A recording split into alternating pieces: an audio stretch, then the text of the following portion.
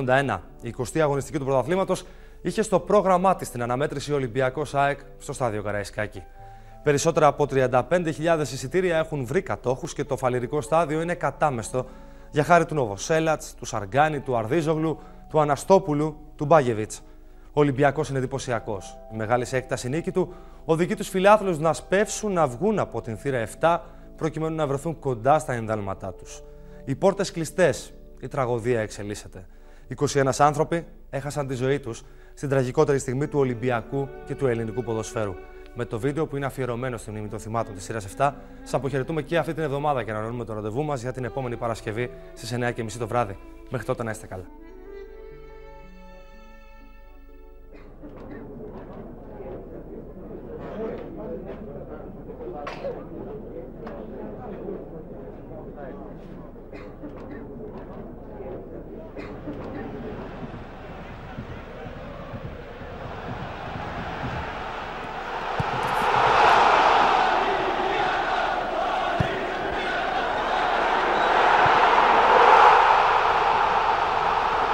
Τελειώνοντας το παιχνίδι, ο κόσμος βρισκόταν σε ένα παραλήρημα λόγω της νίκης του Ολυμπιακού.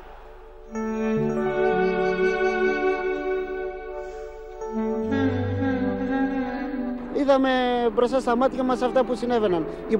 Η πόρτα ήταν κλειστή, αυτό το είδα γιατί εγώ μαζί με άλλα 10 άτομα σπρώξαμε την πόρτα για να ανοίξει, μόνο το τουρνικέ ήταν ανοιχτό.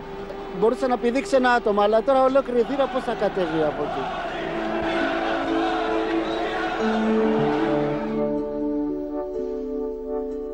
Έπεσε, λέει, η θύρα 7 και πλάκωσε πολλά παιδιά, είπε, έτσι ακριβώς. Κάποιος μας ψιθύρισε ότι κάτι συμβαίνει στο ιατρείο, πάνε κάποιους τραυματίες.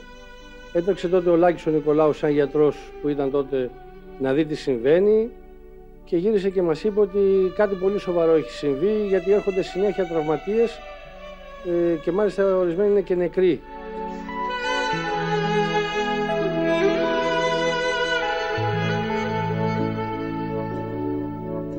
Εγώ ήμουν σπίτι και περίμενα. Όταν ανέβηκαν απάνω κλαμμένοι και σε αθλία κατάσταση, έξω από την πόρτα μου ήταν ο κόσμος από την πολυκατοικία και άρχισαν και κλαίγανε. Κατάλαβα ότι δεν υπάρχει το παιδί μου και έπεισα λοιπόν.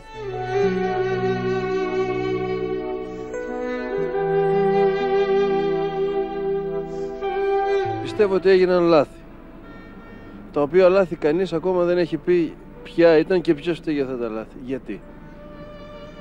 Θα μου πεις, Πέτρο, θα γυρίσουν οι ζωές ή αν τυχόν τιμωρηθούν ένας-δύο?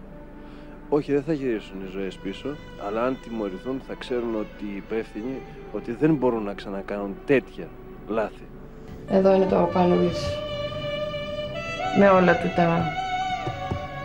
με τα κύπελα, με το αυτό που μου έχουν δώσει. Και εδώ είναι οι παίχτες που μας έστειλε ο Ολυμπιακός. Τις καρτούλες των Χριστουγέννων. Αυτά τα βάζω εκεί να τα βλέπει.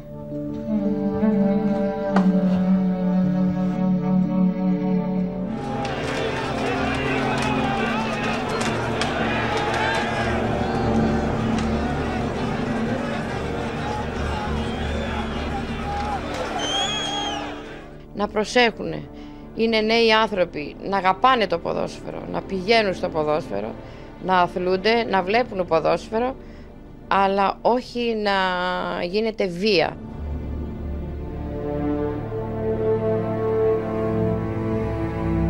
Βρίζανε ο ΠΑΟ κάποια στιγμή, τους άκουε τα παιδιά μας. Γιατί?